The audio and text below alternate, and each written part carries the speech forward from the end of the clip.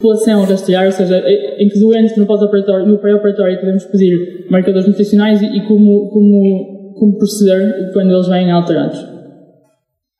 Em relação à obesidade, só realçar que uma obesidade com um índice de massa corporal maior que 50 é uma contraindicação absoluta para este tipo de cirurgia. E os restantes graus de obesidade constituem uma contraindicação relativa. Isto porquê? Porque a obesidade, de facto, está associada a maiores tempos operatórios, a uma maior necessidade de transfusão sanguínea, pelas comorbilidades adicionais associadas e pela deficiente penetração antibiótica nos tecidos. E, por fim, realçar o tabagismo, que é identificado como um fator de risco, que é identificado como uma contraindicação relativa a este tipo de cirurgia. De facto, está descrito que a cessação tabágica no pré-operatório diminui mais de 50% a infecção. Passando agora para a prevenção, de facto, há 3 momentos essenciais onde podemos intervir: no pré-operatório, no intraoperatório e no pós-operatório. No pré-operatório, enfatizar mais uma vez que, de facto, devemos estudar bem o doente e olhar para os fatores de risco de que falei, destes fatores de risco para a infecção, e considerá-los como um todo e não apenas os que são contraindicação absoluta. Depois, em relação à antibioterapia profilática, aquilo que nós realizamos é a cefazolina 1 hora antes da cirurgia e que deve ser descontinuada 24 horas após a mesma. Claro que no caso de alergias ou colonização pré-MRSA, vamos pensar na vancomicina, em caso de alergias, a clindamicina. Depois, só em termos de prevenção no ambiente operatório, só aqui dois dados particulares em relação às ortoplastias e à ortopedia especificamente. Têm saído alguns artigos a comparar o fato cirúrgico, ou seja, aquele que nós vemos ali na imagem, que não é o que nós usamos, não é a esterilização clássica, não é o fato clássico que nós usamos, e de facto não há evidência ainda que este tipo de fatos com capacete e o que eles chamam os space suits, que diminua a incidência de infecção no nosso pós-operatório. Depois também só realçar que, de facto, em cerca de 50 a 67% das nossas cirurgias, as luvas perfuram, ou seja, apesar de não haver evidência, que está aconselhado sempre o uso de 2 pares de luvas nas nossas cirurgias ortopédicas major. Em termos de conservação sanguínea, o aumento do número de transfusões sanguíneas também aumenta a taxa de infecção. E, como tal, passa também por respeitar o protocolo que nós temos de realização do ácido tranexémico no pós-operatório.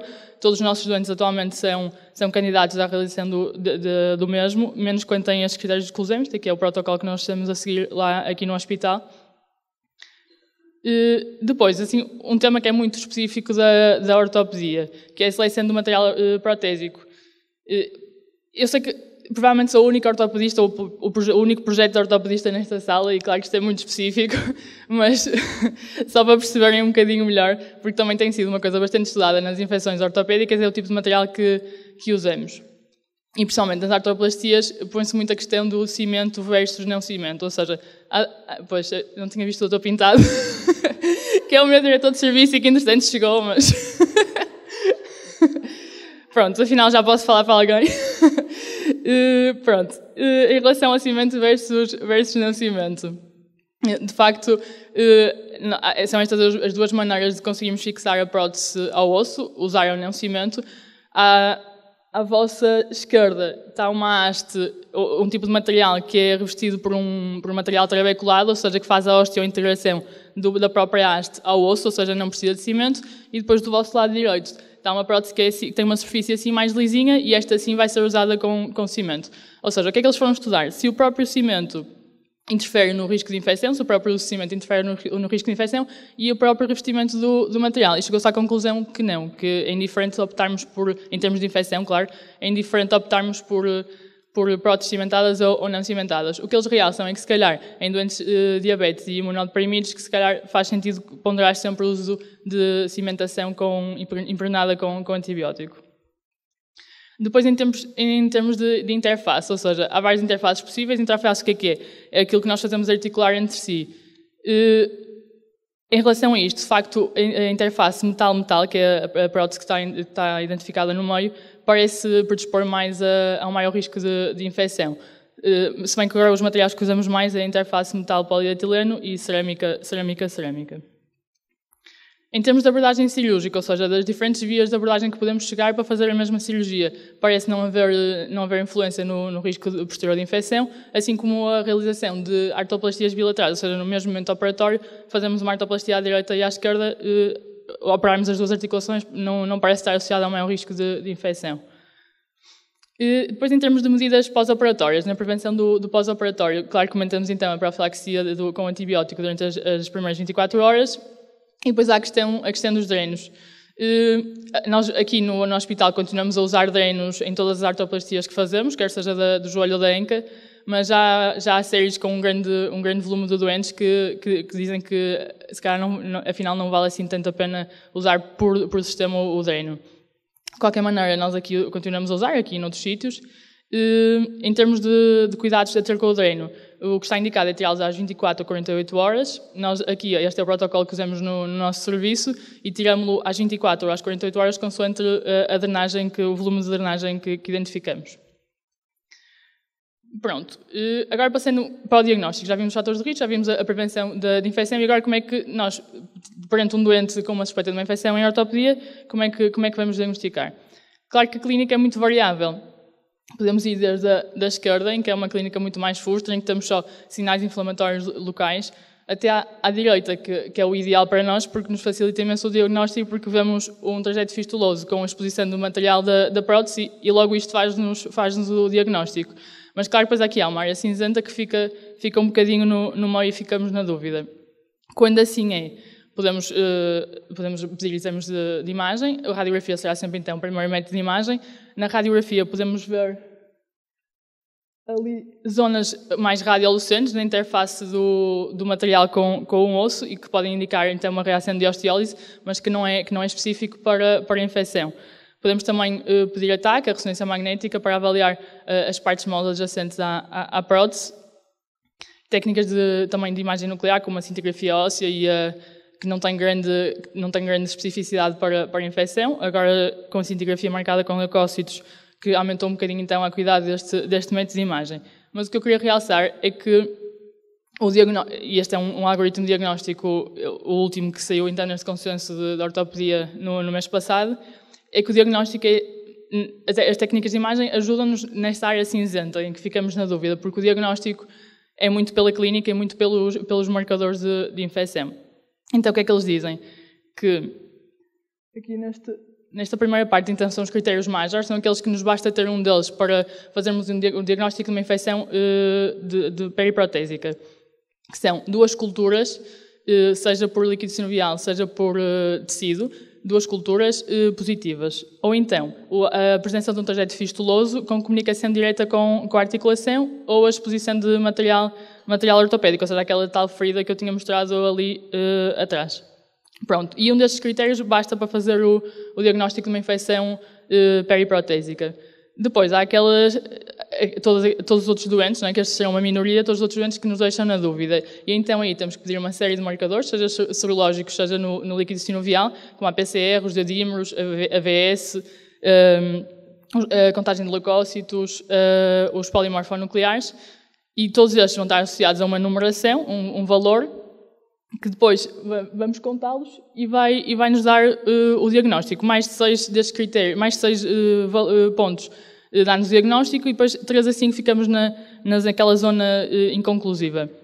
Se calhar só realçar então aquele último critério ali da tabela que nos diz que a presença de pus no intraoperatório não é sinónimo de infecção.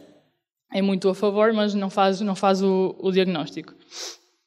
Tal como uma única cultura positiva também não faz o diagnóstico. Depois, se calhar, sobre este algoritmo, só algumas das cegas, é que algumas infecções podem não cumprir estes critérios, como, por exemplo, espécies menos virulentas. Também voltar a realçar que nem critérios minor não são patognomónicos de infecção, ou seja, nem a presença de pus no intraoperatório faz o diagnóstico de infecção. Que então a artrocentese é então o método diagnóstico mais importante e mais precoce, porque mal o dente chega podemos picar então a articulação, colher o líquido para análise e este será um dos critérios mais importantes para o diagnóstico. Dizer que a histopatologia, ou seja, o material que nós escolhemos no intraop e que mandamos para a cultura, que é muito sensível para dizer a infecção, mas que uma cultura negativa não nos exclui a presença da mesma. E desencorajar um bocadinho as agregatoas, porque os resultados, porque até nos podem conferir na orientação, não é muito específica os resultados do TSA, e até nos pode conferir na orientação depois do doente posteriormente. Depois, aquilo que nos atormenta também muito a nós enquanto ortopedistas, e olhamos para uma prótese e não temos a certeza se está infectada e não queremos que esteja, não é? Porque é uma cruz para a vida toda, para nós e para o doente. É fazer o diagnóstico diferencial entre infecção superficial e infecção mais profunda, ou seja, infecção periprotésica.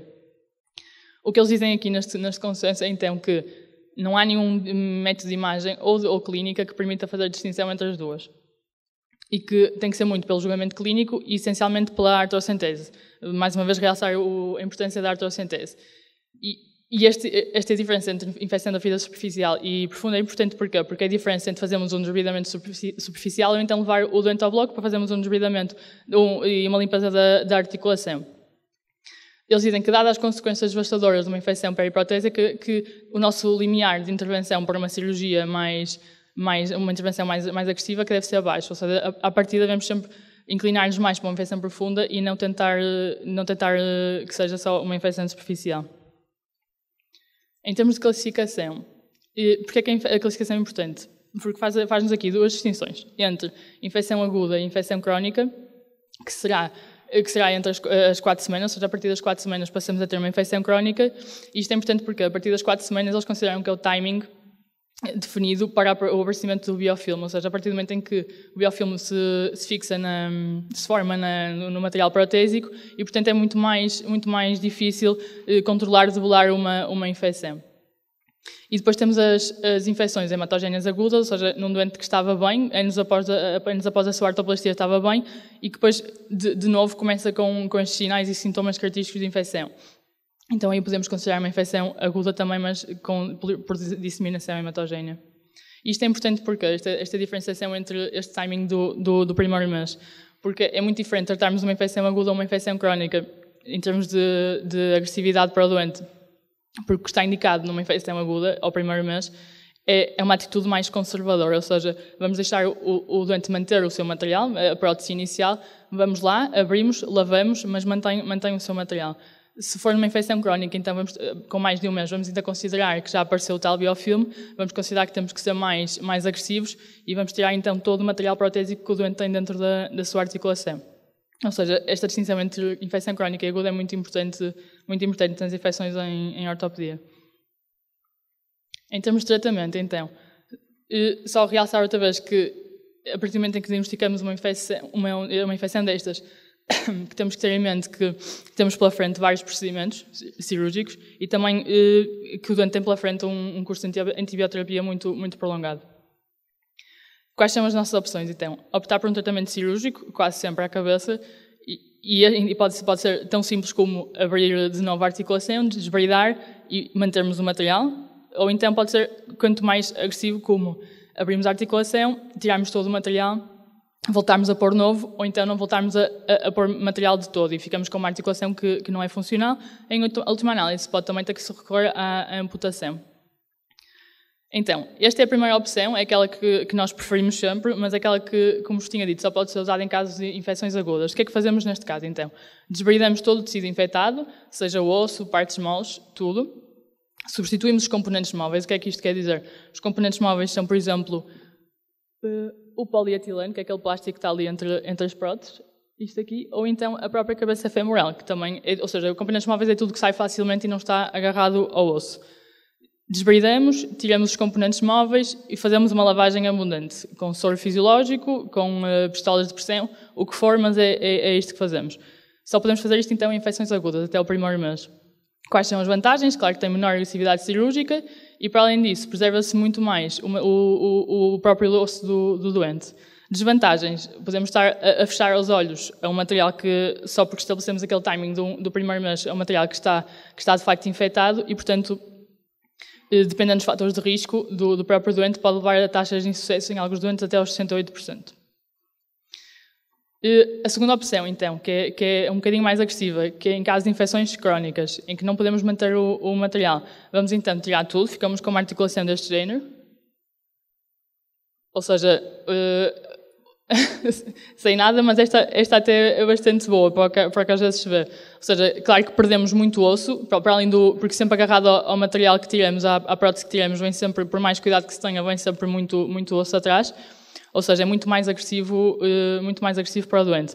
Fazemos então isto, tiramos o material, desbridamos tudo que é tecido mole e o próprio osso, fazemos um curso de antibioterapia e depois, em segundo tempo, fazemos uma artroplastia de revisão. Ou seja, mesmo o material da própria artroplastia de revisão é muito mais agressivo, é um material que é muito mais pesado, não é? Basta olhar para ver que, em comparação com uma prótese primária, é um tipo de material muito mais pesado, ou seja, é uma cirurgia que em tudo é muito mais agressiva para o doente, por isso é muito importante diagnosticar as infecções o quanto antes para não passarmos o prazo do primeiro mês. O que é preciso então para conseguirmos depois voltar, quando temos esta imagem aqui, ou seja, um doente que tem uma articulação que não é nada, em que condições é que podemos voltar a reimplantar material, ou seja, pôr uma nova prótese? Quando o estoque ósseo é adequado, ou seja, quando temos osso suficiente para fixar a prótese que vamos colocar, quando a condição médica doente assim o permite, ou seja, quando o doente pode suportar vários procedimentos cirúrgicos, e quando temos uma confirmação absoluta do controle de infecção, ou seja, quando há um decrescente dos marcadores inflamatórios, quando a ferida cirúrgica está cicatrizada, quando as culturas do líquido sinovial são negativas. Como é que fazemos isto? Temos que esperar pelo menos 2 semanas após a suspensão do antibiótico para fazer a picada da artrocentese e para repetir os marcadores serológicos. Qual é este intervalo entre tirarmos o material todo e voltarmos a fazer uma nova artroplastia e pormos a articulação outra vez funcional para o doente? É muito variável, depende de doente para doente, não há nenhum protocolo atualmente estabelecido, normalmente não é menos que 6 semanas e quando assim é, as taxas de sucesso são bastante altas. Isto era só para vos explicar um bocadinho o que é que acontece no intermédio, porque às vezes apanham estas imagens no raio-x e depois também não conseguimos, não sabem identificar, que é, nós não deixamos o doente, a maior parte das vezes não deixamos o doente assim, não é? Sem nada. Deixamos os chamados espaçadores, que podem ser dinâmicos ou estáticos, ou seja, podem ser articulados e simular na mesma função de uma articulação, ou então podem ser só apenas blocos de cimento que pomos e que mantêm o espaço da articulação. Isto porque vai ter várias vantagens. Primeiro vai preencher o espaço e a cirurgia a seguir, quando vamos de facto voltar a pôr um material, uma nova prótese, os tecidos moles não retraíram e portanto é bastante mais fácil a cirurgia. E depois, se for um espaçador articulado, que é o caso deste aqui, permite manter a funcionalidade da articulação e o doente fica muito mais satisfeito. Às vezes nem sequer querem depois tirar o espaçador e pôr uma prótese definitiva porque conseguem fazer a vida do dia-a-dia normalmente. Depois, em que caso é que fazemos então? Uma artroplastia de reseção definitiva, ou seja, quando limpamos tudo, tiramos o material todo e o doente simplesmente depois não fica com a substituição da articulação, ou seja, não acrescentamos mais material. Estas indicações são limitadas, maioritariamente em casos de doentes cujo estoque ósseo, depois da cirurgia, vemos que não irá permitir a fixação de uma nova prótese. Quando a infecção prevemos que não vamos conseguir controlar, ou seja, quando o patógeno é multiresistente, quando a infecção recorre mais que uma vez, ou então quando a própria condição médica do doente depois não nos permite voltar lá e fazer uma nova artroplastia definitiva. Claro que deixar o doente assim, com uma articulação que não é tão funcional, claro que tem as suas vantagens, normalmente o encurtamento do membro e a própria insatisfação do doente. Em termos de antibioterapia e neste contexto, ou seja, no contexto em que optamos por tratamento cirúrgico, tem intenção curativa, não deve ser iniciada até picarmos o joelho, ou seja, até fazermos a artrocentese, ou então até colhermos material no intra-op para enviar para a cultura, a não ser que o estado do doente assim o exija, não é? Seja em caso de sepsis grave. A partir daí, claro que fazemos antibioterapia dirigida, no mínimo 4 a 6 semanas, é o que está definido. Em alguns casos pode ser prolongado até às 12 semanas, em casos de infecções específicas. Este é o protocolo de antibioterapia que estamos a usar atualmente no nosso hospital. Foi revisto pela PPCIRA, foi feito em conjunto com o nosso serviço e a doutora Ana Paula e os elementos do PPCIRA, e é este o protocolo que estamos a utilizar. Em termos de tratamento não cirúrgico, este será então o tratamento quando nós temos um doente que está tão debilitado, que está acamado, que não tem condições sequer para ser proposto à primeira cirurgia. Então optamos por fazer apenas antibioterapia, claro que não será com uma intenção curativa, mas apenas de maneira a não permitir que a infecção se dissemine. E claro que tem taxas de sucesso muito, muito baixas.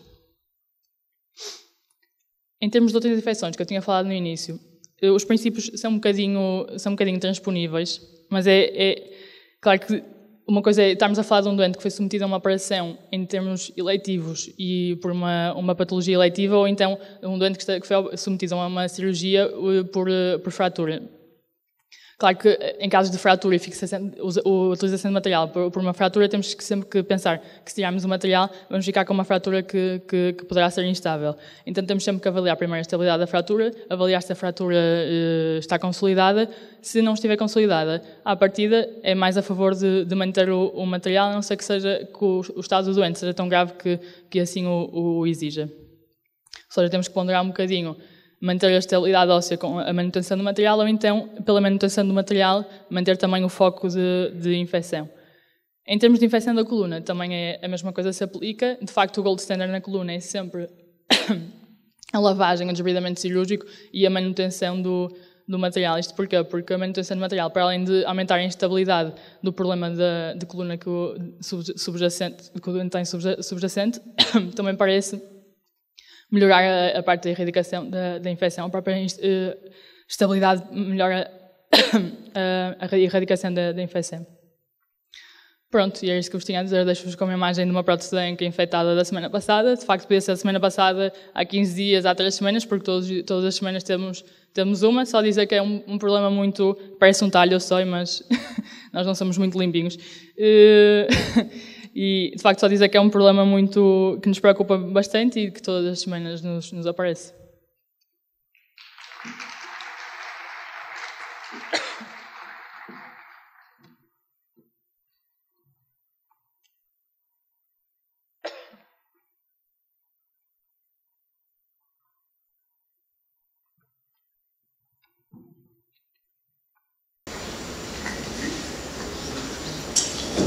Muito obrigado pela apresentação. Estávamos a pensar em guardar as perguntas todas para o final destas apresentações. Portanto, eu agora apresentava o Dr. Miguel Mos, que é intérprete de formação específica de cardiologia, que nos vai falar de infecções dos dispositivos cardíacos.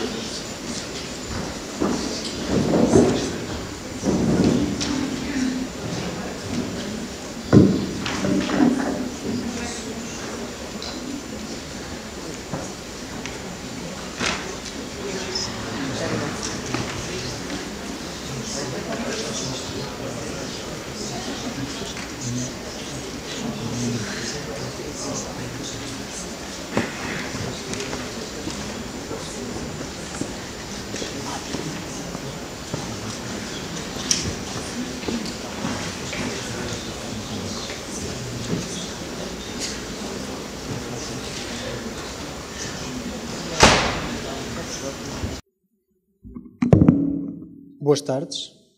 Eu então sou interno de 5º ano de Cardiologia e venho-vos falar um bocadinho de infecção de dispositivos cardíacos.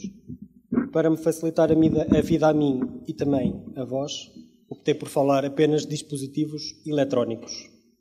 Atualmente já se põe muitos dispositivos no coração, designadamente assistências ventriculares, e nessa circunstância, quando estão infectadas, é muito simples, é transplante. Portanto, e além disso, em Portugal ainda não temos esse tipo de problemas, infelizmente, porque não temos esse tipo de assistências ainda disponíveis. Tenho aqui um bocadinho o resumo do que vou falar. Basicamente um bocadinho da epidemiologia, designadamente a incidência, a mortalidade. Uma coisa que também está muito em voga que são os custos. Os aparelhos são caros, os internamentos são caros, é preciso começar a pensar nisso também. Eu bem sei que os médicos, a nós cabe-nos tratar os doentes, mas também cada vez mais nos é chamada a atenção para os custos associados aos tratamentos. Fatores de risco para a infecção, naturalmente estamos a falar do tema central desta jornada, já a infecção, portanto, infecção por bactérias multiresistentes, portanto, temos que falar de facto dos fatores de risco para a infecção. O diagnóstico, os agentes mais frequentes e depois a abordagem terapêutica e algumas estratégias de prevenção deste tipo de infecções. A incidência, para quem lê os artigos, a incidência é um bocadinho tonta. porque dizem 1 ou 2%, mas é tonta porquê? Porque depende do período que o estudo segue os doentes.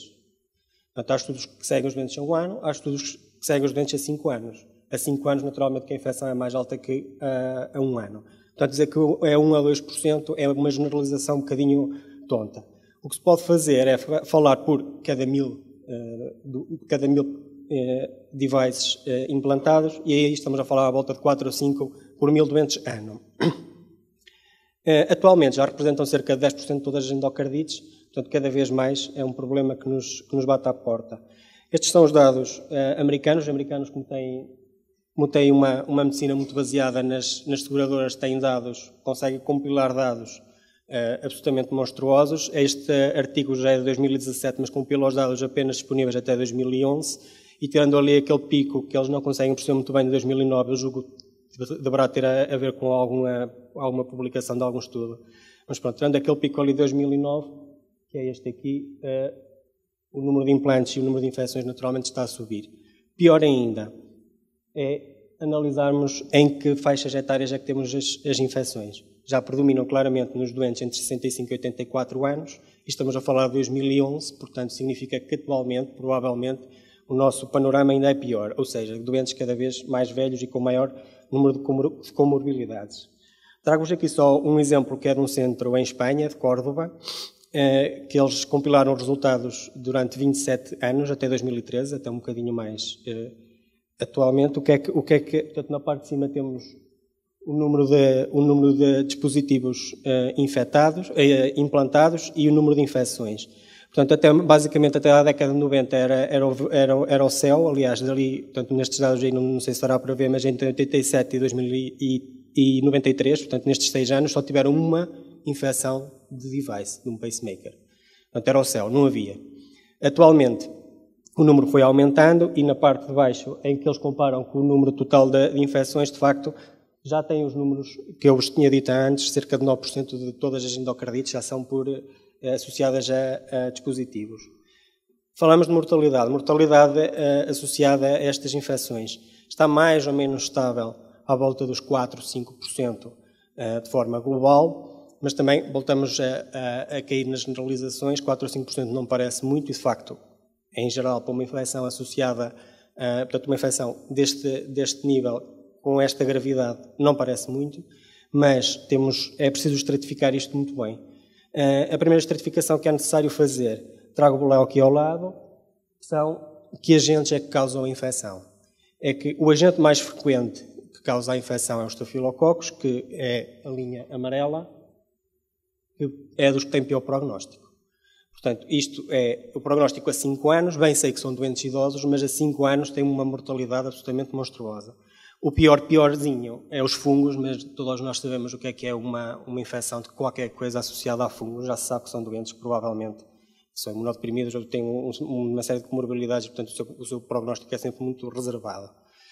Outro país que vale sempre a pena recorrer quando tentamos fazer estudos de base populacional é a Dinamarca. A Dinamarca tem todos os dados possíveis e imaginários disponíveis. Os países nórdicos têm essa obsessão pelos números, que aqui no sul da Europa ainda não temos, mas teremos que ter um dia destes. E também é importante estratificar o número de infecções pelo tipo de dispositivo e pela complexidade do dispositivo. Ou seja, aqui do lado esquerdo estão os pacemakers e do lado direito estão os cardiodesfibrilhadores. Naturalmente, o que nós vemos aqui é que o número de cabos de eletrocatetas que a gente implanta associa-se a maior risco de infecção. Portanto, ou seja, os CRTs, que são terapêuticas de ressincronização, que podem obrigar a 2 ou 3 eletrocatéteres, sendo que um ventricular e outro no seio coronário, isso obrigatoriamente tem que ter, e depois eventualmente um eletrocatéter na aurícula. Quanto maior o número de eletrocatéteres, maior a infecção. E aqui temos o seguimento destes doentes a 6 anos, e de facto, era o que eu vos dizia inicialmente, 1 ou 2%, dizer a incidência 1 ou 2% não é dizer nada. Portanto, a 1 ano, claramente é à volta de 0,5%, mas se seguirmos os doentes até 6 anos, já começa a ser superior a 2%. Portanto, sim, este problema existe, sim, cada vez vamos ter mais, sim, cada vez se põem mais CRTs e pacemakers, e, portanto, os doentes vivem cada vez mais e, portanto, o número de infecções, apesar da cardiologia tendencialmente não ser uma especialidade que trata muito infecções, no caso das infecções dos dispositivos, claramente vamos ter que nos começar a preocupar muito com isto. Relativamente a custos, trago-vos os dados disponíveis, os últimos dados disponíveis que encontrei de três países. São 3 artigos publicados já este ano, de 2018.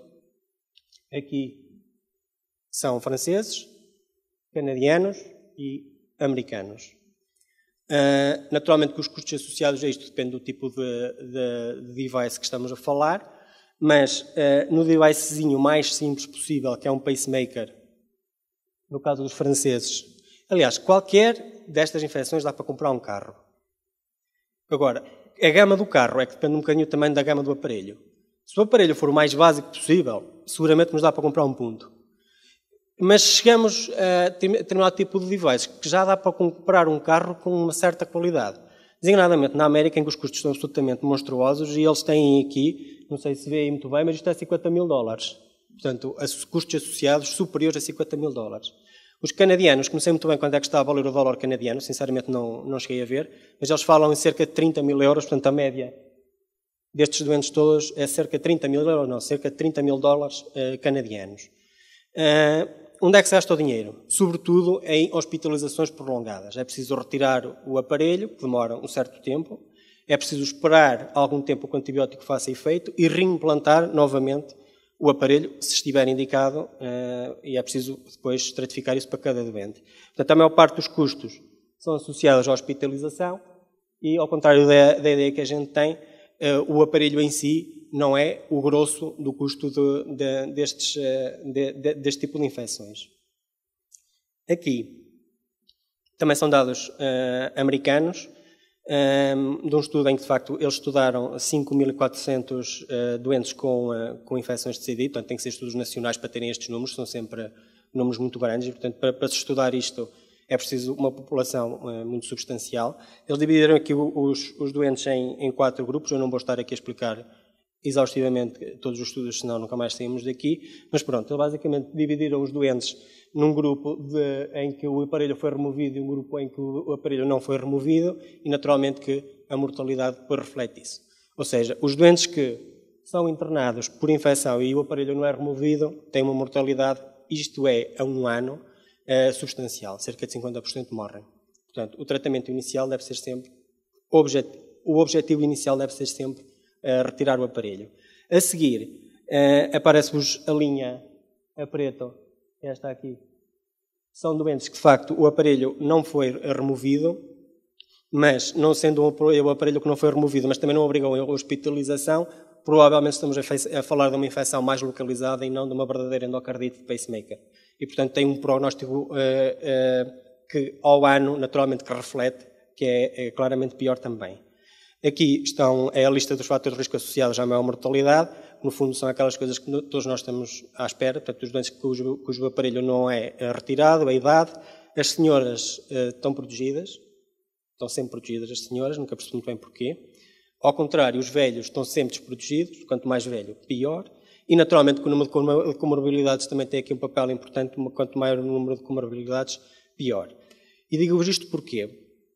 Porque também acabei por pôr aqui esta tabela, que é absolutamente horrorosa, porque é muito extensa, mas eu tentei, por acaso não sei assim muito bem, aqui está um bocadinho melhor, tentei fazer aqui um highlight aqui desta zona, que diz respeito àquele grupo de doentes que tinham pior prognóstico, e ninguém pensou em tirar-lhes o aparelho. Portanto, nós sabemos que temos que tirar o aparelho. Porque é que não se lhe tirou o aparelho? Porque eram tão maus, e eram tão velhos e tinham tantas comorbilidades associadas que não vale a pena estar a tentar. Portanto, a mortalidade associada ao procedimento é proibitiva para o procedimento em si. Fatores de risco, portanto, estamos a falar de infecções, fatores de risco para a infecção do dispositivo a longo prazo. Quais são os fatores de risco mais importantes? Portanto, este aqui é o artigo seminal deste tipo de problemas, que de facto, sendo um artigo que é seminal, já é um bocadinho tardio, já é 2015, é do European. Toda a gente fala sempre deste artigo e eu pensei que ia ser uma coisa muito antiga, mas não. É um artigo de 2015, é um artigo relativamente recente. Portanto, eu acho que a cardiologia começou um bocadinho tarde a pensar nestes problemas. Mas pronto, quais é que são os fatores de risco? Alguns já os enumerei, não vou estar aqui a falar de coisas absolutamente evidentes como a idade e essas coisas, e as comorbilidades. E o que é importante de facto são as reintervenções, e aqui trago-vos o risco de infecção associado às reintervenções. Estamos a falar de um odds ratio de cerca de 9 para 4, mas é relativamente raro 4 reintervenções, trocar o gerador 4 vezes já é relativamente raro, mas 2 ou 3 vezes é muito frequente. Temos doentes que vêm fazer a revisão 2 ou 3 vezes sem problemas nenhum. Estamos a falar de um risco de 8 vezes. Se estamos a pensar numa incidência ao ano de 1%, este doente tem 8% a um ano de risco de fazer uma infecção do device, que é uma coisa já bastante substancial. E associado a um custo e um tempo de internamento muito substanciais também. O tempo de internamento médio é superior a 10 dias. Outros fatores de risco importantes, naturalmente a existência de hematoma, que é a segunda linha aqui, e claro que também é uma coisa muito importante. Ao contrário do que muita gente pensa, as reintervenções têm sempre maior risco de infecção do que as primo-intervenções, ou seja, o implante inicial não tem tanto risco de infecção como depois as substituições de gerador ou a implantação de mais eletrocatéteres. Já falei da complexidade dos procedimentos e depois temos alguns grupos de doentes particulares, designadamente doentes que estão imunodeprimidos por corticoterapia, e depois outro grupo importante de doentes, que são os doentes com doença renal crónica em si, já dá um risco importante, mas o que é muito significativo são os doentes com hemodiálise. Nós temos muitos doentes hemodializados que depois desenvolvem endocardites de dispositivos e é relativamente fácil perceber porquê. São doentes que são picados 2 ou 3 vezes por semana e, portanto, fazem bacteriémias e depois têm a infecção do dispositivo. Relativamente ao diagnóstico, o diagnóstico da endocardite de dispositivos é um bocadinho mais difícil de fazer do que uma endocardite valvular, e já o diagnóstico da endocardite valvular é difícil de se fazer. Aqui a suspeição clínica claramente é absolutamente crucial. Felizmente para nós, a maior parte dos doentes tem algum tipo de sinais ou sintomas associados à LOCA. Portanto, geralmente tem sinais de infecção na LOCA. Mas pronto, falando direitinho, até porque estamos a falar de uma reunião de internos, temos critérios clínicos, temos critérios patológicos. Critérios clínicos, naturalmente, são os sinais de infecção associados depois aos critérios de Duke, que eu depois já vou falar a seguir. E depois temos ali critérios patológicos, que são aqueles doentes que se lhe tiram o aparelho, põem-se a cultivar e afinal cresce qualquer coisa. Se cresce qualquer coisa do aparelho é porque estava infectado. Pronto. Depois, as infecções que são possíveis, são sinais ou sintomas de infecção sistémica sem evidência ecocardiográfica ou clínica na LOCA de infecção, ou o inverso. Portanto, alguns sinais inflamatórios e sem evidência de infecção. Portanto, infecção é diferente de inflamação.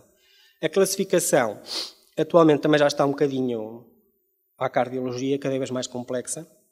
Esta é a classificação dos britânicos que se está a multiplicar. As guidelines europeias, que são de 2015, não sei como é que vai ser a próxima revisão, ainda não falam nada disto, mas eu acho que tem toda a lógica começar a falar disto. É porque temos vários quadros associados. Temos um quadro de uma inflamação pós-infecção, que é relativamente frequente, pode existir, até muitas vezes por alergia aos pensos e aos produtos utilizados durante a implantação. É normal haver alguma inflamação, mas que naturalmente não podemos ter estudados, nem deiscências, nem febre, nem hemoculturas positivas, claro, não é? Depois, relativamente à classificação de infecção não complicada ou infecção complicada do gerador, tem a ver um bocadinho com o atingimento sistémico ou não da infecção. Temos sempre sinais inflamatórios e infecciosos associados ao gerador. Nas não complicadas não temos hemoculturas positivas, nem temos portanto, evidência de endocardite, ou seja, não temos vegetações associadas ou ao eletrocatéter ou à válvula tricúspide. E nas infecções complicadas ou temos hemoculturas positivas ou temos sinais e sintomas sistémicos com febre, com sepsis, ou então a evidência de vegetações. Aqui estão alguns exemplos do que nos pode aparecer. Aqui temos claramente uma batata associada ao dispositivo. Isto é para retirar. Outra coisa que é relativamente frequente é aqueles doentes que têm adesão da pele ao dispositivo, ao gerador. Isto também é um sinal de infecção, não de inflamação, já é uma coisa mais crónica. E depois, naturalmente, temos os doentes que vêm basicamente com o aparelho ou com os eletrocatetas ao pendurão, que é relativamente frequente, por incrível que pareça. Esta imagem aqui, AD, associada com pus, é menos frequente. Geralmente o que acontece é que vem com o aparelho fora, mas não tem grande pus, não tem assim grande evidência de infecção. Aquilo, de facto, foi uma erosão. Em todo o caso, sempre que há a exteriorização do que quer que seja, considera-se sempre que está infectado e que é uma infecção. Pode chegar, naturalmente, até critérios de endocardite. Relativamente aos sinais e sintomas sistémicos, são os normais para qualquer tipo de infecção sistémica de endocardite, que geralmente são inespecíficos, a febre, a fadiga, a anorexia, a perda de peso. É importante falar aqui da infecção respiratória. Estes doentes, quando fazem embolização cética para o pulmão, claro, estamos a falar de pacemakers, estão implantados à direita, e, portanto, é absolutamente crucial, sempre que temos um doente com este tipo de alteração clínica ou então sinais e sintomas sistémicos, claro, fazer as hemoculturas antes de dar um antibiótico é absolutamente crucial. Importante também, e é por isso que eu até pus aqui este lembrete para mim, que isto já são as últimas guidelines que são americanas de extração de eletrocadetas, que são de 2017 e que mais uma vez falam muito já desta classificação diferente para cada tipo de situação. Destas infecções complicadas ou não complicadas, é absolutamente crucial colher material quando se retira, portanto, colher material da loca para a cultura, dos eletrocatetas também devem ser enviados para a cultura, e para aqueles que são sujeitos à cirurgia, portanto, a cirurgia cardíaca, mesmo o material da aurícula ou da válvula tricúspide devem ser cultivados. Os critérios de Duke, não vou estar aqui a explicá-los todos, isto para quem quiser ler tem muito tempo para o fazer e eu tenho aparentemente 1 minuto para acabar isto. Os bichos, portanto, os critérios de Duke basicamente são os critérios microbiológicos são major e os ecocardiográficos também são major, ou seja, os tipos de bichos que são típicos desta infecção, geralmente os gram-positivos, e depois há alguns casos especiais aqui das coxielas. E os critérios ecocardiográficos dizem respeito à existência de vegetações ou a formação de abscessos, portanto, complicações intracardíacas. Há vários critérios minor e, naturalmente, o diagnóstico clínico é-nos dado por 2 critérios major, 1 major e 2 minor, ou os 5 minor. Importante é que os europeus já falam disto. Os sinais de infecção da loca e embolização cética podem ser considerados, ainda não estavam estabelecidos, mas podem ser considerados como critérios major de Duke. Ou seja, se eu tenho um doente com hemoculturas com um bicho que é compatível e sinais de infecção da loca, ele tem o diagnóstico feito. Ou, se tem uma embolização cética, se tem vários focos de pneumonia com um bicho que não é muito típico de pneumonia, nós aqui, se fores ali procurar os pneumococos, eles não estão. Portanto, se tivermos várias infecções com S. aureus, é melhor pensar que pode ser uma endocardite associada ao pacemaker.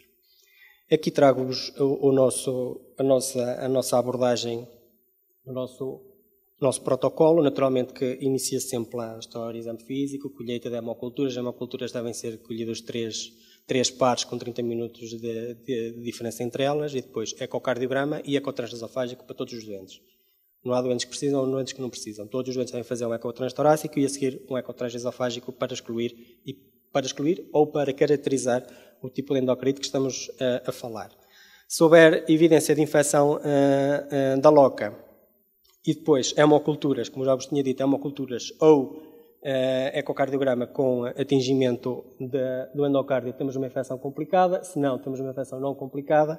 E doentes que sem infecção da loca, podemos ter ou não infecção de acordo com os critérios que antes expliquei de Duke. Relativamente aos agentes, já vos tinha falado um bocadinho disto. Este artigo é de 2010 e fala-nos, então, basicamente de um predomínio. Quase todos os doentes, estamos a falar de cocos gram-positivos com o S. aureus, o S. epidermidas à cabeça. Isto não se alterou com o tempo. Em 2017 continua a ser isso. Este artigo é muito mais interessante porquê? Porque nestes doentes foi feito o cultivo de eletrocatéteres de tecido da loca e da aurícula direita. Isto permite o quê? Permite, em primeiro lugar, diagnosticar o agente em maior número de doentes. Por exemplo, neste caso, o áureos, 70% tinham hemoculturas positivas para esse áureos, mas 32% e 33% também tinham culturas positivas na loca ou em materiais colhidos da aurícula direita. Mas mais importante do que esse áureos, que até dá geralmente hemoculturas positivas, é o resto da bicharada, que geralmente não dá hemoculturas positivas. E então a única forma de saber que agente e associar a antibioterapia a esse agente e fazer uma antibioterapia dirigida é naturalmente permitindo a cultura. Terapêutica antimicrobiana. No caso da inflamação pós-implantação, não é preciso fazer terapêutica nenhuma. Nas infecções não complicadas ou complicadas do gerador, mas sempre sabemos que a infecção do gerador é preciso retirar o sistema todo, como já vos tinha dito. Nas não complicadas, ou seja, sem evidência de endocardite, vancomicina, e nas complicadas, vancomicina mais ou menos gentamicina, e depois os ingleses propõem a utilização de meropenema em vez da gentamicina, porque naturalmente tem menor risco de toxicidade renal. A duração da antibioterapia depende também do quadro clínico que estamos a falar. Sempre que há endocardite ou evidência de endocardite, 4 semanas. Se for uma infecção apenas da loca e dos eletrocatéteres, 2 semanas. E se a extração não for possível, pelo menos 6 semanas de antibioterapia. A extração. Como é que se deve fazer a extração? Sempre que possível, de forma percutânea. Aqui estão os critérios que nos permitem fazer a extração percutânea. Neste momento já temos formas de extração até com laser que são relativamente inócuas para o doente. O risco, de facto, é muito, muito menor. Se não for possível, terá que ser uma extração cirúrgica. A reimplantação do sistema novo, depois de se avaliar se o doente precisa ou não, de facto, de pacemaker, deve ser feita após 48 horas da remoção do material. Aqui, casos especiais. Trago-vos só uma situação em que pode acontecer, em que nós temos doentes que fazem infecções por bactérias que são típicas de endocardite, mas que nunca acabam por ter evidência de infecção ou de inflamação da loca, nem um ecocardiograma positivo para conversações, ou seja, nunca chegam a ter critérios de endocardite. No limite, estes doentes deve ser feita a substituição do material, porque pode ser uma infecção oculta e não é uma indicação 2A, mas sim pode ser necessário retirar o material. Só para terminar, prevenção. Como é que se previne? Temos várias linhas atualmente, por incrível que pareça, e de facto, ainda bem que eu fiz esta apresentação que não conhecia isto, conhecia só uma, esta não conhecia. Esta senhora, apesar de termos tido agora a colega da ortopedia, não partiu nada. Está a usar um colete que é um colete para prevenção de hematoma. Nós sabemos que o hematoma dá um aumento relativo de 8 vezes de risco de endocardite. E, de facto, o que neste estudo demonstraram é que diminui imenso o risco de hematoma pós-implantação. Relativamente às profilaxias antibióticas, são as clássicas, cefazolina, para os alérgicos, vancomicina. Uma dose, não vale a pena fazer depois os tratamentos prolongados pós-implantação. Eventualmente, em procedimentos com mais de 1 hora de duração, fazer repicagem. Depois, temos estes envelopezinhos, que são envelopes muito interessantes, que têm 2 antibióticos, a aminociclina e a rifampicina, e o que eles demonstraram é que, de facto, diminui muito o risco de infecções. Ou seja, imaginem que vamos fazer uma reintervenção num doente. Eventualmente pode ser lícito utilizar portanto, pôr o gerador dentro destes saquinhos, dentro destes envelopes, para diminuir o risco de infecção. Para terminar, e de facto já tenho 5 minutos de atraso, o diagnóstico é um desafio. Nestes doentes é claramente um desafio, como já vos disse. Aparentemente, portanto, há mesmo indicações para retirar o aparelho se houver infecções recorrentes, mas mesmo, e nós não temos evidência nenhuma de infecção, em todo caso é preciso retirá-lo. Isso pode ser lícito. A taxa de morbimortalidade é elevada, estamos a falar geralmente de doentes com muitas comorbilidades e doentes velhinhos. Os custos associados são muitos e são crescentes. Naturalmente as hemoculturas, não nos podemos esquecer das hemoculturas, o ecocardiograma transtorácico, transesofágico para todos os doentes. que relativamente aos agentes continuam a ser agentes resistentes e, portanto, os agentes mais frequentes são agentes resistentes e a proporção de doentes com infecções por MRSA é superior a 50% nestes doentes, portanto é preciso sempre fazer antibióticos portanto, não é largo espectro, ou seja, de espectro muito específico. Por acaso ainda não vi nada de linezolid nestes doentes, mas eventualmente até poderia ser uma coisa interessante de se estudar. A terapêutica associa-se sempre a uma atitude invasiva, tanto que é necessário extrair o aparelho, seja por via percutânea ou via cirúrgica, e naturalmente a prevenção é o passo seguinte, é preciso começar a prevenir e de facto o número de dispositivos que temos só de prevenção parece estar a aumentar, o que não é desprezível. E é isto.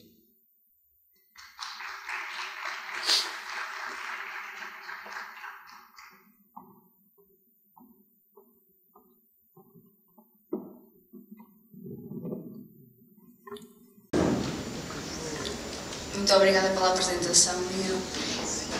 E agora vai apresentar a doutora Karina Gomes, interna de Cirurgia Geral do Estomar e Infecção do Catéter Venoso Central.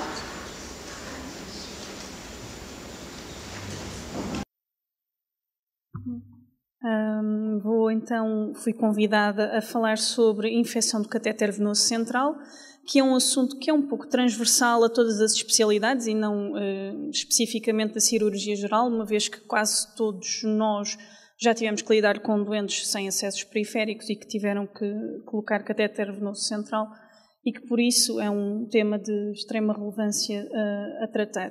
A literatura é muito extensa, é um pequenino universo só sobre a infecção do catéter venoso central e, portanto, tentei fazer uma apresentação mais focada em assuntos práticos que nos permitam tomar decisões no nosso dia-a-dia. Para começar, do que é que nós vamos falar nos próximos 20 minutos? Vamos falar da infecção da corrente sanguínea associada a catéter central, que é traduzido do inglês Central Line Associated Bloodstream Infection, e que eu vou passar a falar CLABSI, que é por este termo que vocês vão encontrar a maior parte da literatura. E em que é que consiste a CLABSI? É uma infecção da corrente sanguínea que é confirmada laboratorialmente, que não é associada a uma infecção em outro local e que aparece num doente que teve um catéter venoso central nas 48 horas prévias a este diagnóstico. É uma patologia que está associada a uma elevada morbilidade e mortalidade, o que obviamente vai aumentar muito os custos e os tempos de internamento e, acima de tudo, e mais importante, é que é evitável. Apesar de estarmos a falar de infecções de catéter venoso central, eu vou fazer uma pequenina ressalva que os catéteres venosos periféricos também se associam a infecções da corrente sanguínea, apesar de não ser esse o tema de hoje. Para quem não está muito habituado a lidar com catéteres venosos centrais, eu vou só mostrar aqui umas pequenas imagens para mostrar os vários tipos que existem. Este é o catéter que estamos mais habituados a lidar todos, um catéter convencional que é utilizado para terapias de curta duração, não é suposto utilizarmos para tratamentos mais prolongados. Temos estes catéteres chamados catéter totalmente implantado, que são convencionalmente utilizados até mais em contexto de oncologia para tratamentos de quimioterapia, que tem todo o seu segmento subcutâneo e uma pequenina câmara que... Deixa-me ver... Esta pequenina câmara, que é onde se administra o fármaco e que também fica ela totalmente subcutânea. Existem também estes catéteres tunelizados, em que temos o ponto de entrada e este trajeto subcutâneo, e o catéter acaba por ser utilizado externamente, com umas portas que estão acessíveis cá fora. E existem ainda os catéteres PIC, que são catéteres introduzidos perifericamente, ou seja, o acesso é feito por uma veia periférica e o catéter é progredido ao longo desta veia até chegarmos à veia cava, tornando-se aí um acesso central. Qual é que é o mecanismo principal das CLABSIs? Principalmente a colonização cutânea, ou seja, o catéter acaba por ficar colonizado por micro-organismos da flora cutânea do doente ou então pela manipulação através das mãos dos profissionais de saúde. Outro mecanismo é a contaminação intraluminal ou da porta do catéter, que é associado mais em catéteres de longa duração ou então os totalmente implantáveis que vos mostrei anteriormente. O terceiro mecanismo é por sementeira hematogénea, ou seja, o catéter é colonizado por micro-organismos em circulação provenientes de infecções noutras partes do corpo. E, por fim, menos frequente, por contaminação do próprio fluido que nós administramos ou até dos solutos de desinfecção no momento da colocação do catéter. Quais é que são os fatores de risco para a CLABSI? Temos os fatores de risco associados ao hospedeiro e ao próprio catéter. Os fatores de risco do hospedeiro são, logicamente, um doente com múltipla comorbilidade crónica, com muitas patologias, os doentes oncológicos e, dentro destes, os doentes com tumores hematogénicos estão mais associados a infecções de catéter venoso central do que os doentes com catéteres por causa de tumores sólidos, a presença de neutropenia, malnutrição, os extremos de idade e também, em particular, doentes que apresentem perda de integridade cutânea. Estas infecções são relativamente frequentes em doentes queimados. Quanto ao catéter, os fatores de risco principais são a duração da cateterização, que parece bastante lógico que quanto mais tempo o catéter esteja colocado, maior é o risco, apesar de a sua substituição periódica por rotina não está recomendada. Depois, em relação à localização, a localização do catéter na veia femoral associa-se a um maior risco de infecção do que os catéteres na veia jugular interna ou na veia subclávia. Quanto aos catéteres, os convencionais, digamos assim, não tunelizados, têm um maior risco do que os catéteres tunelizados e, por sua vez, um maior risco em relação aos totalmente implantados. Um catéter que seja utilizado para nutrição parentérica ou hemodiálise também tem um maior risco de infecção. Quando o catéter é colocado em condições subóptimas da sepsia, por exemplo, um catéter colocado na sala de emergência com um doente instável, tem um maior risco de infecção associado ao catéter venoso central. Quanto mais lúmenes tem o catéter, também maior é o risco de infecção. Os catéteres venosos centrais que não são impregnados com antibiótico também têm maior risco de infecção e outros fatores de risco, nomeadamente a trombose do catéter venoso central e tentativas sucessivas de reparação, por exemplo, de um catéter totalmente implantado. Quanto aos micro-organismos mais frequentes na CLABSI, parece bastante lógico que sejam os agentes colonizadores da pele, nomeadamente os estafilococcus coagulase negativos e, em segundo lugar, os estafilococcus aureus. Obviamente que todos nós já lidamos com doentes com CLABSI por outros micro-organismos, como os enterococos, Cândida, Escherichia coli, Klebsiella, Pseudomonas, Enterobacter. Qualquer agente é potencialmente causador de uma infecção de catéter venoso central. Existem ainda algumas populações que estão mais associadas a um ou outro agente e que podemos estar um bocadinho mais atentos quando lidamos com esses doentes, nomeadamente os queimados, que têm CLABSI frequentemente por Pseudomonas aeruginosa. Os doentes oncológicos têm infecções mais frequentemente por gram-negativos, nomeadamente a Stenotrophomonas maltophilia. Os hemodializados têm infecções frequentemente por cocos positivos gram-positivos da pele.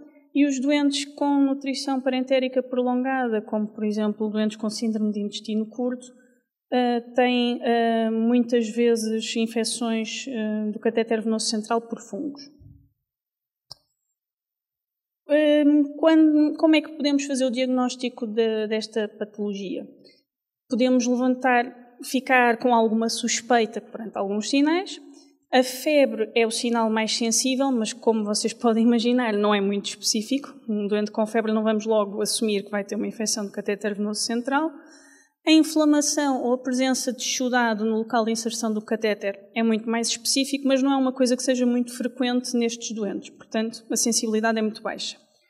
Um doente que tenha um catéter venoso central, que tenha instabilidade hemodinâmica, alteração do estado de consciência e disfunção mecânica do catéter, ou seja, uma das vias de repente deixou de funcionar, ou então um doente que tenha sepsis com início súbito após a utilização do catéter. Quando é que devemos suspeitar que a febre, o quadro cético do doente tem como ponto de partida o catéter venoso central? Quando temos hemoculturas positivas para estafilococcus aureus ou estafilococcus coagulados negativos, ou até mesmo a Cândida, o género Cândida, porque não são agentes que causem bacteriémias assim muito frequentemente, a não ser por esta etiologia. Quando temos bacteriémias em doentes com catéter venoso central e que não parece que a bactéria possa ter origem noutro local do corpo, e num doente que apresenta uma melhoria clínica significativa, menos 24 horas após nós termos removido o catéter venoso central, apesar de a sua remoção não ser necessária para confirmarmos a infecção associada ao catéter. Existem critérios de diagnóstico definidos, são 2. Um deles é o isolamento do mesmo micro-organismo na ponta do catéter e em pelo menos uma hemocultura periférica percutânea. Obviamente que para aplicarmos este critério diagnóstico implica que tenhamos tirado o catéter por alguma razão. O outro critério que acaba por ser o mais útil para nós é que tenhamos o isolamento do mesmo micro-organismo em pelo menos duas hemoculturas. Uma colhida através do catéter venoso central e outra colhida através de uma punção percutânea periférica. Quando não é possível, o doente não tem acessos periféricos de todo e não é possível colher esta amostra, esta segunda amostra pode ser substituída por uma amostra colhida por um segundo lumen do mesmo catéter. Como é que devemos escolher as hemoculturas? É importante que as amostras sejam sempre emparelhadas, ou seja, uma amostra colhida do catéter venoso central e uma amostra colhida por venopunção periférica. Idealmente, devemos escolher pelo menos 2 pares. Obviamente que existem doentes que têm acessos péssimos e que isso não é possível, mas sempre que possível, colher pelo menos 2 pares. Quanto à cultura do catéter, quando é que deve ser feita e como? Esta cultura da ponta do catéter só deve ser feita quando o catéter é removido por suspeita de infecção associada ao catéter venoso central. Ela não deve ser feita por rotina. Se o catéter já não é necessário e nós o retiramos, se não houver nenhuma suspeita de infecção, não é preciso mandar o catéter para a microbiologia. Um catéter que esteja colocado há mais de 7 ou 10 dias, a cultura é feita da ponta do catéter, mas um catéter em que já haja esta suspeita e que esteja há menos de 7 ou 10 dias deve ser feita a cultura da porção intradérmica, porque é pouco provável que a infecção tenha progredido até à ponta do catéter em si. Nos catéteres totalmente implantados é necessário fazer cultura da ponta e também deve-se recolher material do interior da porta de acesso. Aquelas camarazinhas têm um material lá dentro que se consegue remover e enviar para a microbiologia. Os resultados, por vezes, podem nos induzir em confusão, porque nem sempre temos logo os resultados certinhos de uma hemocultura positiva do catéter e outra periférica. Podemos ter uma hemocultura colhida pelo catéter que vem negativa. E isso permite-nos dizer que o doente provavelmente não tem infecção associada ao catéter venoso central. Se tivermos apenas uma hemocultura positiva para um estafilococcus coagulase negativo, devemos repetir as colheitas antes de iniciar a antibioterapia, porque estes agentes são frequentemente colonizadores da pele e é provável que esta hemocultura tenha sido só uma colonização e o doente não esteja propriamente infectado. Quando temos uma hemocultura do catéter positiva com a hemocultura periférica negativa, apesar de o doente não ter uma infecção associada ao catéter documentada, está numa situação de risco para que esta infecção surja. E, portanto, das duas uma, ou vigiamos o doente de forma muito apertada se for muito difícil removermos o catéter, ou então devemos de o substituir, simplesmente para evitar que o doente venha a desenvolver uma infecção associada ao CVC. Quando a ponta do catéter venoso central vem positiva para estafilococcus aureus, é uma situação um bocadinho de exceção para este agente, devemos iniciar a antibioterapia mesmo que o doente não apresente bacteriémia. Quanto ao tratamento, vou dividir isto em 2 partes. Uma, o que é que devemos fazer com o catéter venoso central em si, e uma segunda parte de antibioterapia. Então, o que é que podemos fazer com o catéter venoso central? Idealmente, removê-lo sempre que possível. Mas, como vocês sabem, alguns doentes têm acessos péssimos, nós temos localizações para catéter venoso central limitadas, os acessos, as vias não são ilimitadas, e alguns doentes deixam-nos um bocadinho sem vontade de tirar o catéter, porque sabemos que vamos ter muita dificuldade a colocar um novo catéter venoso central. Quando é que devemos remover os catéteres? Ou seja, um doente que tenha um catéter venoso central de curta duração, aqueles convencionais, idealmente devemos de os remover sempre. Os catéteres venosos centrais de longa duração, como aqueles totalmente implantáveis ou os tunelizados, têm algumas alternativas que vamos falar já a seguir. Mas mesmo esses, quando a infecção é por estafilococcus aureus, fungos ou micobactérias, quando o doente tem uma sepsis severa, instabilidade hemodinâmica, endocardite ou outro tipo de infecção metastática, como a espondilodiscite, tromboflebites supurativas ou exudado no local de inserção do catéter, esses catéteres também devem ser removidos. Um doente que tenha uma bacteriemia persistente, depois de 72 horas de tratamento antibiótico adequado, também devem de ser removidos os catéteres.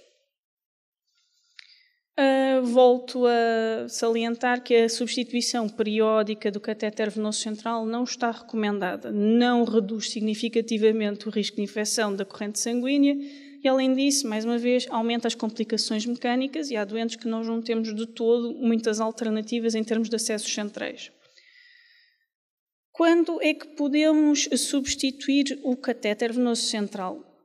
Quando o doente tem indicação para remoção do catéter central, mas que tem um elevado risco de complicações, ou seja, um doente que tem uma coagulopatia grave e que substituir o catéter é um risco para o doente, ou quando pode haver alguma complicação mecânica. Em que é que consiste substituir o catéter? Passamos um fio-guia pelo catéter antigo e voltamos a colocar um novo para essa via. No entanto, se o doente apresentar sepsis severa, não é muito adequado nós tentarmos fazer este procedimento. Além disso, imaginando que nós acabamos por substituir um catéter e a ponta que nós removemos e mandamos para a microbiologia, a ponta do catéter vem positiva, devemos remover o catéter que colocamos de novo. Existe uma terceira alternativa, que é mais importante se calhar para nós e para a oncologia, que lidamos com doentes que têm catéteres durante muito tempo, que é o tentar salvar o catéter venoso central. E como é que isto é feito? Por uma coisa chamada Antibiotic Lock Therapy, que eu traduzi para terapia de bloqueio antibiótico, que consiste em preencher o lumen do catéter venoso central com uma solução muito concentrada de antibiótico, com o objetivo de tentar eliminar o biofilme de micro-organismos que envolve o catéter infectado. São várias as soluções utilizadas na literatura para fazer a ALT, mas o princípio essencial é que qualquer antibiótico dirigido ao TSA do micro-organismo isolado, desde que seja aplicado numa concentração superior a 1000 vezes a concentração inibitória mínima do micro-organismo, será eficaz para fazer este tratamento. Preenche-se o catéter venoso central com esta solução, deixa-se atuar durante 4 a 48 horas e depois, no final dessas horas, aspira-se a solução e pode-se utilizar o catéter. Esta terapia é utilizada como um adjuvante da antibioterapia sistémica e, portanto, deve ser utilizada ao longo de 7 a 14 dias, tal como um antibiótico sistémico utilizado. Há algumas contraindicações relativas para a tentativa de salvar o catéter venoso central, nomeadamente infecção por estafilococcus aureus, pseudomonas aeruginosa, fungos, micobactérias ou agentes multiresistentes, num catéter que esteja há menos de 14 dias, porque provavelmente a infecção é extraluminal e o tentar salvar não vai resolver o problema, em doentes com instabilidade hemodinâmica, com infecção confirmada por agentes de difícil esterilização, como o grupo bacilos ou micrococos, quando a infecção do catéter venoso central está complicada com disseminação hematogénea, com infecções metastáticas ou tromboflebite supurativa, E em situações de infecção do túnel, do local de saída ou abscessos da porta de instalação do catéter. É importante salientar que qualquer tentativa de salvar o catéter venoso central deve ser interrompida se o doente continuar com bacteriemia ao final de 72 horas. Em relação à antibioterapia sistémica, ressalvar que esta não é necessária quando a cultura do catéter venoso central vem positiva, mas o doente não apresenta sinais clínicos de infecção, porque só o facto de termos removido o catéter poderá ter sido suficiente para resolver a situação. Em doentes com hemoculturas escolhidas pelo catéter venoso central positivas, mas com hemoculturas periféricas negativas, em princípio também remover o catéter venoso central será suficiente para resolver o problema.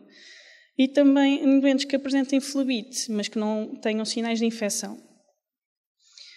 A antibioterapia empírica deve ser iniciada, obviamente, antes do resultado das culturas e do TSA, mas assim que este estiver disponível, devemos tentar dirigir o antibiótico o mais depressa possível. O principal agente das infecções associadas ao catéter venoso central são os estafilococos coagulados negativos, e por isso o antibiótico recomendado empiricamente é a vancomicina em meio hospitalar. Em hospitais em que a incidência do MRSA resistente à vancomicina é muito elevada, o agente empírico deverá ser a daptomicina. Penso que não é a situação do nosso hospital ainda, mas em alguns hospitais internacionais isto já é uma realidade. O linezolid não é um tratamento adequado empírico para a infecção associada ao catéter venoso central. Existem mais alguns aspectos em termos de antibioterapia empírica, algumas populações que requerem cobertura de agentes adicionais, nomeadamente em doentes com neutropenia ou sepsis grave, devemos ponderar também adicionalmente a cobertura de gramos negativos. A cobertura de fungos, nomeadamente a cândida, deve ser ponderada em situações de doentes que estejam a utilizar os catéteres para nutrição parentérica total, em que tenham feito utilização de antibióticos de largo espectro de uma forma prolongada, em doentes que tenham doenças oncológicas hematológicas, doentes transplantados, doentes com catéter venoso central na veia femoral ou doentes colonizados por cândida. Os doentes que estejam colonizados, que nós saibamos que estejam colonizados por agentes multiresistentes, também devem fazer uma cobertura empírica destes agentes. Podia-me debruçar sobre as várias tabelas de antibioterapia dirigida, mas não temos tempo para isso e, além disso, obviamente que é muito melhor fazer um tratamento dirigido de acordo com o TSA da nossa instituição e recomendado pelo próprio TSA. Quanto à duração do tratamento, o tratamento convencionalmente deve ser mantido durante 10 a 14 dias quando temos uma clábsia não complicada com hemoculturas negativas após a remoção do catéter venoso central. Em situações em que estes doentes tenham uma prótese valvular, o antibiótico mesmo assim deve ser prolongado por 4 a 6 semanas. Em situações de clábsia complicada, ou seja, um doente com uma tromboflebite supurativa ou com uma infecção metastática, ou que tenha uma bacteriémia 3 dias depois da remoção do catéter venoso central e início do tratamento, o tratamento deve ser prolongado também 4 a 6 semanas. Quando nós retiramos o catéter venoso central, idealmente, se possível, devemos esperar 3 dias de antibiótico antes de lhe colocarmos um novo catéter. Vou-vos falar muito brevemente de outro problema em relação, mais especificamente, aos catéteres de longa duração, nomeadamente ao catéter venoso central tunelizado. Podemos ter infecções locais e não propriamente infecções da corrente sanguínea. Podemos ter infecções no local de inserção, que é esta zona aqui.